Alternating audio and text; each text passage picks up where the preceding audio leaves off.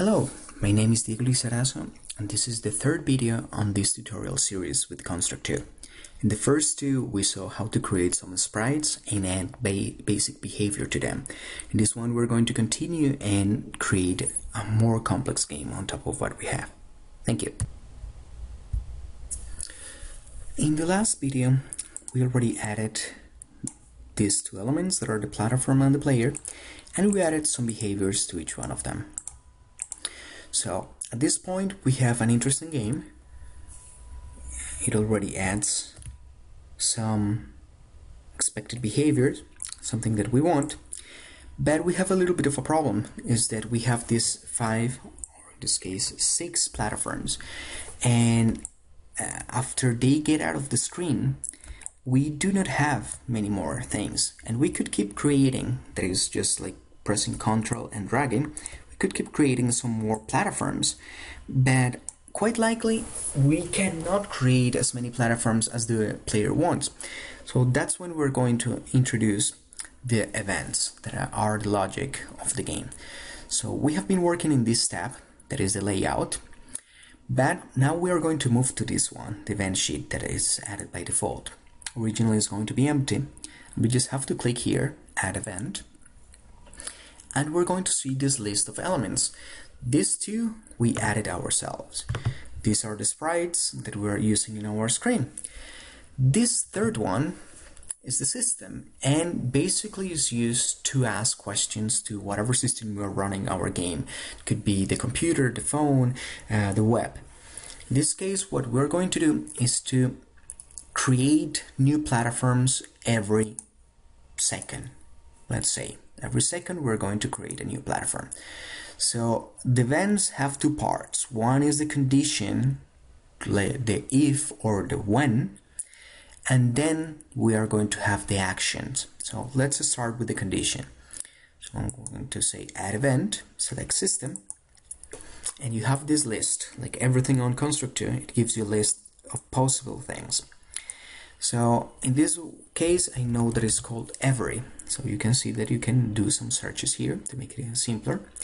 And we have our every tick or every X seconds. So I'm going to go for this one, every X seconds.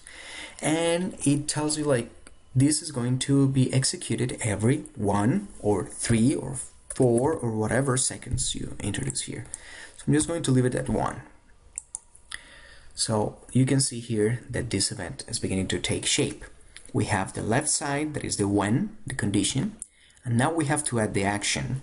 So I just click here, and I'm going to again use system, because this is the one that can create objects. So I already knew it, create object, and we're going to have several things. So you can tell that for every condition, for every event, and for every action, we have different things that we have to fill and to change. So in this case, it's asking us like, okay, choose an object. So I'm going to do that, and I'm going to say platform, because this is the object that we want to use. And we're going to have these 3 other parameters. Before that, I'm just going to leave it like that. I'm going to show you what this thing is doing. Or I'm going to explain to you beforehand. In the screen, we start our coordinates at this position. This is 0, 0, and the X coordinate augments towards the right, and the left, the Y, augments towards the bottom. So when we were saying create an object at the position 0, 0, it's going to create them here, and that's not where we want them. We really want them to be created around here where I'm moving this platform. So I'm going to change a little bit that. So I can go back here to the event, click, and say, hey, I don't want it, the Y, I don't want it to be 0. I want it to be at the layout height. So that means that they are always going to be created here, and then they're going to move upwards. So let's try it. I'm going to put 1 here. And that's our first platform, if you can see it. And every second is creating a new one. So that's beginning to take shape. Now after these platforms go out of the screen, after the first ones go out of the screen, we're just having something like this, in this position. One after the other, and that's kind of boring. We would like them to move like from this position, maybe the next one here, the next one here, and make them more interesting. So what we can do is to use random. So now we do have the correct Y, and we need the correct X. I'm going to use random, the random function that is added here. So you can double click.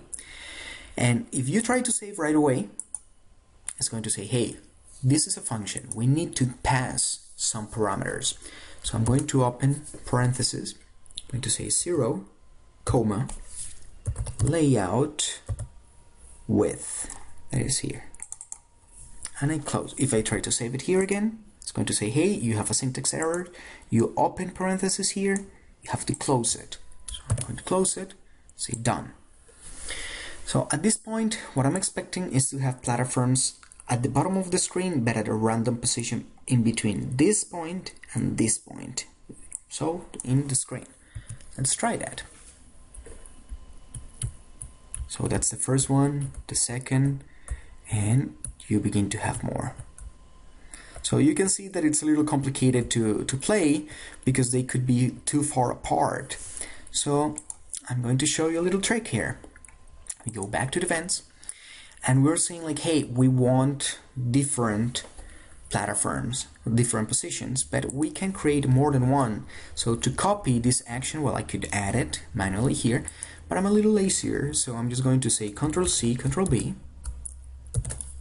2 times, and I'm going to say this one +10, this one +20. So that means that every second is going to create 3 platforms, and we can add as many actions as we want. So let's try that now. So you can see that we have more platforms. It's still not perfect because sometimes the platforms are still too close together, but at least it makes more sense than what we had before. Okay. Well, in our next video, we're going to add some collision and a game over condition.